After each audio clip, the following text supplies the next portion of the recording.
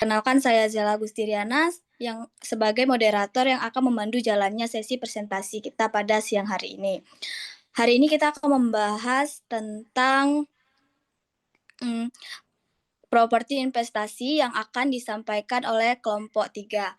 Tanpa berlama-lama langsung saja kita mulai. Kepada kelompok 3 dan pemateri 1 saya persilakan untuk menyampaikan materinya. Mohon untuk teman-teman semua dapat mendengarkan dan menyimak. Untuk pemateri 1 saya persilakan. Baik, terima kasih kepada Zela untuk kesempatannya. Saya akan membagi, diharapkan tunggu sebentar. Langsung saja kita buka. Selamat pagi teman-teman, terima kasih untuk kesempatannya. Kali ini materi yang akan kami sampaikan mengenai properti investasi dan harapan kami semua teman-teman mengetahui apa itu properti investasi dan bagaimana perlakuannya saat disusun di laporan keuangan. Di sini saya bersama dengan teman-teman saya juga. Ada baik Widuria Frian, ada juga Banati Ayu Cairani, dan juga saya Dewi Kurnia Alawa sebagai pemateri 1. Apakah gambar PPT-nya terhalang, teman-teman? Tidak. Tidak. Baik, terima kasih. Untuk penyampaian materi ini saya rangkum dan menjadi 5 poin. Yang pertama, bagaimana dari segi pengukurannya, dan ada juga penghentian pengakuan, kemudian penyajian, dan juga pengungkapannya. Tapi untuk sebelum itu kita harus mengetahui apa itu properti investasi, apakah sama dengan aset tetap. Maka kita akan mengupas bagaimana sih properti investasi itu diperlakukan di laporan keuangan dan juga aset tetap bagaimana juga perlakuannya.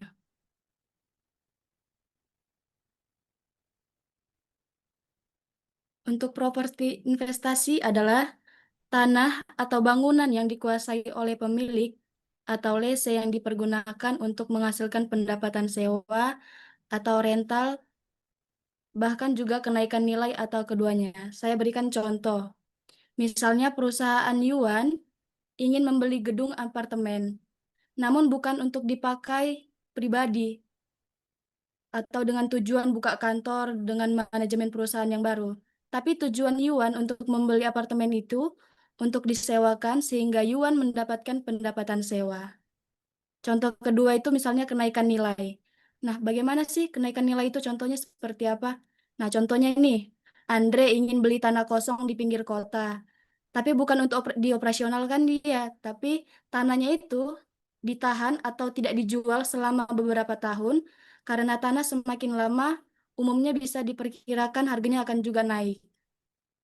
Jadi, properti investasi itu tidak digunakan untuk produksi atau penyediaan barang atau jasa untuk tujuan administratif, bahkan bukan juga untuk dijual dalam kegiatan usaha sehari-hari atau untuk pribadi.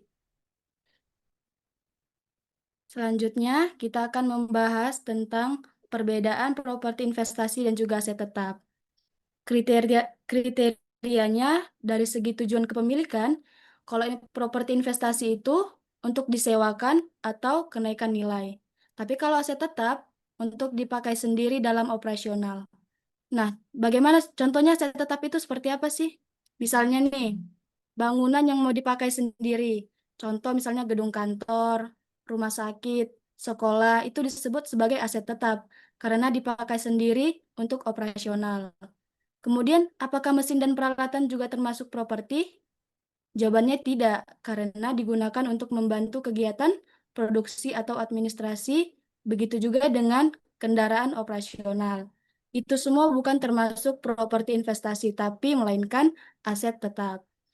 Dan kalau standarnya, kalau properti investasi itu diatur dalam PSAK 13. Kalau aset tetap, dia standarnya diatur oleh PSAK 16. Seperti bisa teman-teman lihat, contohnya itu sudah saya sebutkan tadi. Kalau properti investasi, gedung yang disewakan pemilik atau tanah yang ditunggu kenaikan nilainya. Bisa beberapa tahun ke depan. Terus kalau aset tetap, contohnya itu gedung kantor yang mau dipakai sendiri untuk kegiatan operasional. Selanjutnya kita akan membahas tentang pengakuannya. Eh, Kalau dia properti investasi diakui dengan harus memenuhi dua syarat. Yang pertama itu kemungkinan besar manfaat ekonomi di masa depan akan diperoleh perusahaan. Artinya, properti yang kita miliki akan menghasilkan keuntungan di masa yang akan datang, mulai dari pendapatan sewa atau kenaikan nilai jual di masa depan. Contohnya apa? Contohnya gedung yang akan disewakan dan menghasilkan pendapatan. Yang kedua, itu adalah biaya perolehan properti dapat diukur secara andal. Artinya, semua biaya yang kita keluarkan bisa dihitung dengan jelas dan didukung oleh bukti transaksi. Contohnya harga beli, biaya notaris, pajak pembelian, dan lain-lain bisa dihitung dengan jelas. Jika dua syarat ini terpenuhi, maka properti tersebut bisa diakui sebagai aset properti investasi dalam laporan posisi keuangan. Selanjutnya kita akan membahas pengukurannya. Pengukuran awal, pada saat pertama kali diakui, properti investasi diukur sebesar biaya perolehan. Maksud biaya perolehan itu apa? Yaitu dimulai dari harga belinya, terus pajak pembelian, biaya notaris dan legal, biaya langsung lain yang terkait dengan transaksi. Jadi semua biaya yang langsung berhubungan dengan perolehan properti yang dimasukkan ke dalam properti itu sendiri. Terus pengukuran yang keduanya itu pengukuran setelah pengakuan. Ada dua model pengakuannya. Yang pertama itu model biaya atau cost model. Dicatat sebesar biaya perolehan dikurangi akumulasi penyusutan dan penurunan nilai. Mirip seperti perlakuan aset tetap, seperti tanah yang tidak disusutkan dan juga bangunan yang tanah tanah tidak disusutkan, tapi bangunan yang disusutkan. Kemudian model nilai wajar atau fair value model itu apa? Dicatat sebesar nilai wajar atau harga pasar saat tanggal laporan. Kemudian di nilai wajar tidak ada penyusutan. Kemudian selisih kenaikan atau penurunan dinilai diakui di dalam laba rugi, dalam laporan keuangan, laporan laba rugi. Selanjutnya,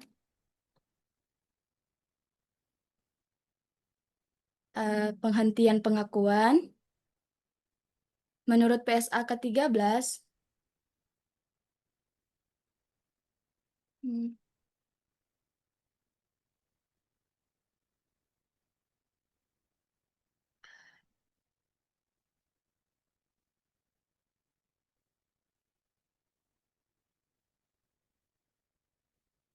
oh, selanjutnya akan disampaikan oleh teman saya, pemateri 2, Rara. Waktu dan tempat dipersilakan. Baik, terima kasih. Teman-teman, di sini saya akan menjelaskan mengenai penghentian pengakuan. Menurut PSA ke-13, properti investasi dihentikan pengakuannya atau dikeluarkan dari laporan keuangan pada saat yang pertama yaitu properti tersebut dilepaskan, misalnya dijual atau dialihkan melalui sewa pembiayaan, atau properti tidak digunakan lagi secara permanen dan tidak memiliki manfaat ekonomi di masa depan. Misalnya yaitu gedung rusak berat dan tidak bisa disewakan lagi, serta tidak ada nilai jual. Artinya, jika aset sudah tidak memberikan manfaat ekonomi, maka harus dikeluarkan dari pembukuan. Kemudian, di sini saya akan menjelaskan mengenai contoh penghentian pengakuan. Yang pertama karena ingin dijual. Misalnya, nilai buku gedung yaitu 900 juta, kemudian gedung dijual seharga 950 juta. Kas yang masuk yaitu 950 juta pada akumulasi penyusutan. Properti investasi 900 juta, laba penjualan aset 50 juta. Kenapa dijual? Karena pada saat itu harga jual lebih tinggi dari nilai buku. Maka ada laba sebesar 50 juta. Kemudian, penyajian dalam laporan keuangan. Yang pertama, penyajian dalam laporan posisi keuangan atau neraca, properti investasi disajikan sebagai aset tidak lancar, bukan aset tetap lagi. Kemudian, dipisahkan dari golongan. Persediaan biasanya ditulis dengan nama akun properti investasi. Yang kedua yaitu penyajian dalam laporan laba rugi. Properti investasi disajikan sebagai beban usaha jika dilihat dari model biaya. Maka nama akunnya adalah beban penyusutan properti investasi. Dan jika terjadi kenaikan nilai wajar, masuk sebagai laba di laporan laba rugi. Maka nama akunnya adalah keuntungan kenaikan nilai wajar properti investasi. Baik, selanjutnya materi akan disampaikan oleh pemateri 3, yaitu baik. Waktu dan tempat dipersilakan.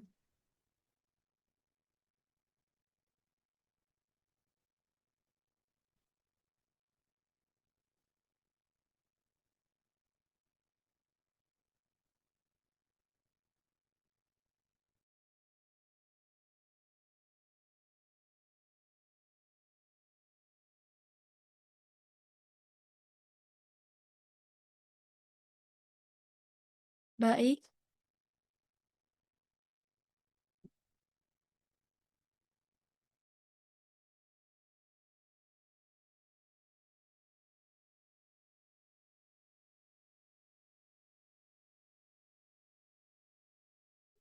Tidak ada di Zoom kan, Baik?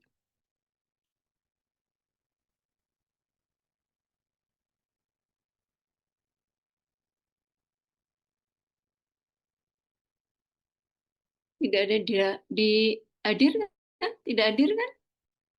mungkin bisa saya lanjutkan sendiri. Ya.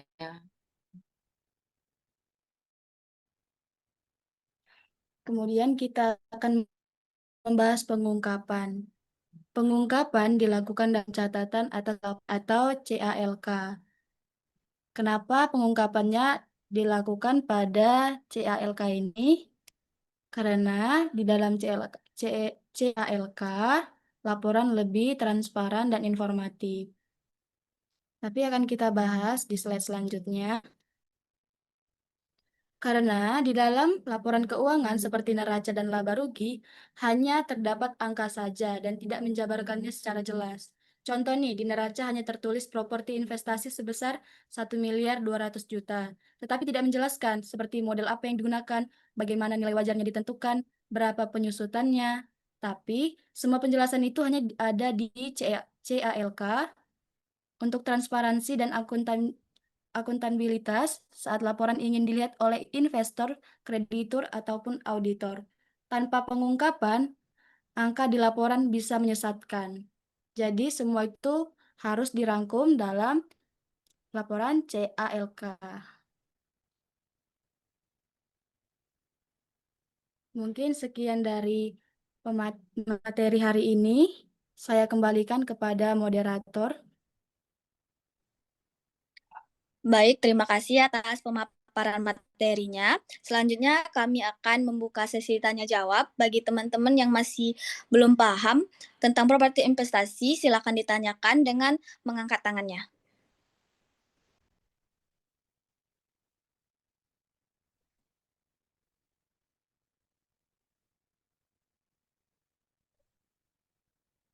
Ini settingnya 40 menit, nanti kalau keluar join lagi ya. Oke, Bu. Ya. Untuk teman-teman yang ingin bertanya, bisa angkat tangannya atau bisa langsung on mic.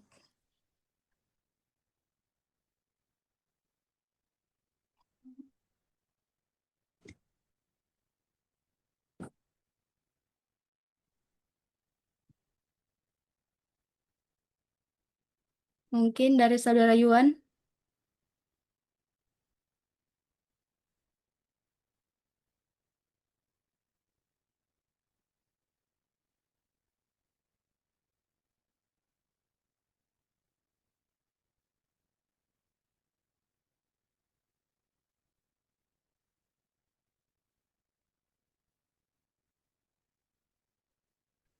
Mohon maaf sebelumnya Mbak Dewi. Iya Mas, kenapa itu? Untuk penanya kelompokmu kelompok 4 bukan ya? Saya kelompok 7. Ya. Eh, Gimana Mbak Moderator? Untuk penanya kita itu kelompok 4.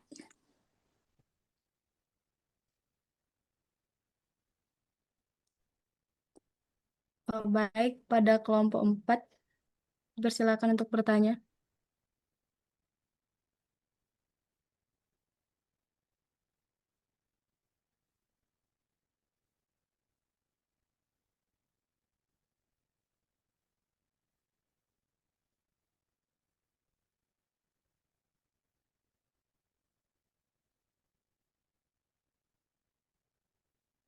Silakan kelompok 4.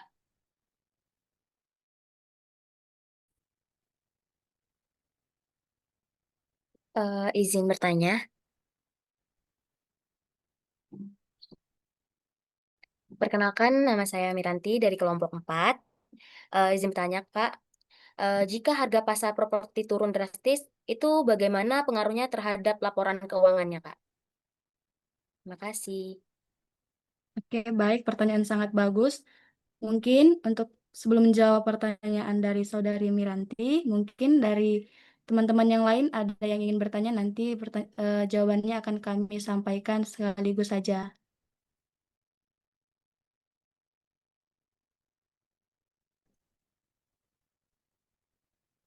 Baik teman-teman dari kelompok 4, apa masih ada yang ingin ditanyakan? Izin bertanya untuk kelompok 3. Baik, Terima kasih untuk presentasi dan materinya. Mungkin saya ingin bertanya, bagaimana perlakuan akuntansi jika suatu properti sebagian disewakan dan sebagian lagi digunakan sendiri?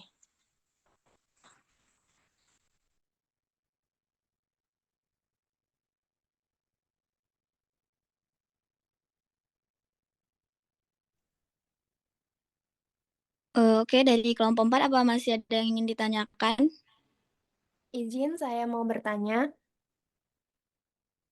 Perkenalkan, nama saya Isdahlia. Saya ingin bertanya kepada kelompok 3. Pertanyaannya yaitu, apakah properti investasi benar-benar lebih aman dibandingkan saham atau emas? Mengapa?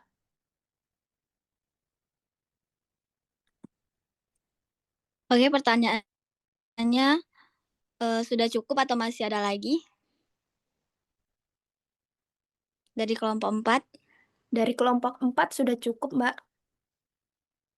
Oke, terima kasih. Untuk pemateri, untuk menanya berikan kami waktu untuk mencari jawaban sebentar. Untuk pemateri, jika sudah menemukan jawaban, bisa langsung jawab. baik, terima kasih. Mungkin untuk pertanyaan pertama akan saya jawab.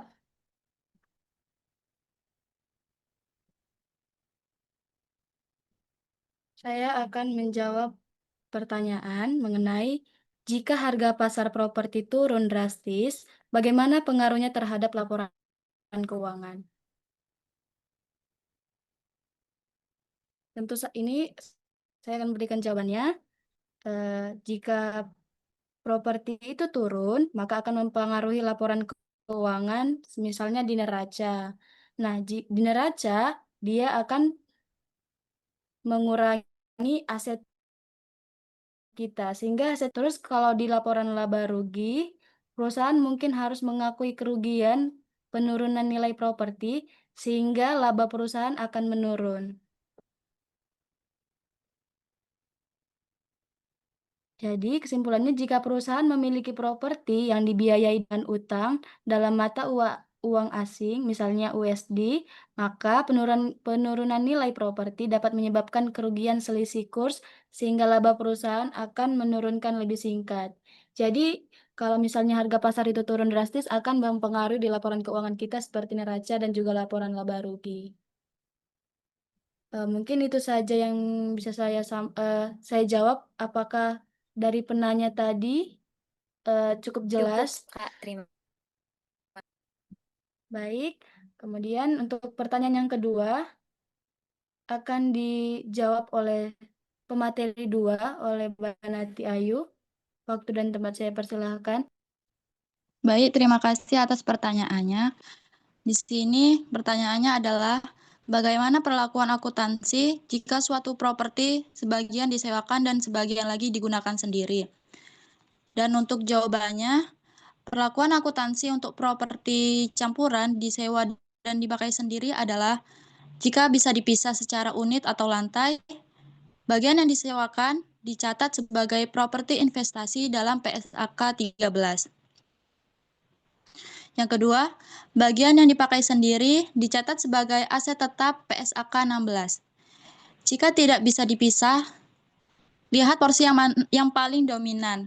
Jika bagian yang dipakai sendiri hanya sedikit atau tidak signifikan, seluruh gedung dianggap properti investasi.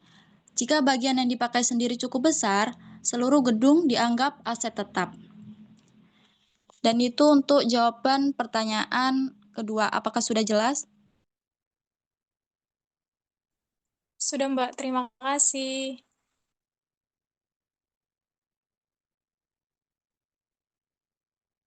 Baik, saya akan menjawab pertanyaan yang ketiga dari Mbak Iis. Tadi pertanyaannya apakah properti investasi benar-benar lebih aman dibandingkan dibandingkan saham atau emas? Nah, kalau menurut saya properti investasi saham dan emas memiliki resiko dan keuntungan yang berbeda-beda. Nggak ada investasi yang benar-benar aman karena semua investasi harus memiliki dan memang memiliki resiko. Kalau dalam segi properti investasi memiliki resiko penurunan nilai, kemudian ada juga risiko likuiditas dan risiko biaya perawatan. Kalau risiko di saham, saham memiliki risiko penurunan nilai dan juga risiko likuiditas dan juga risiko perusahaan.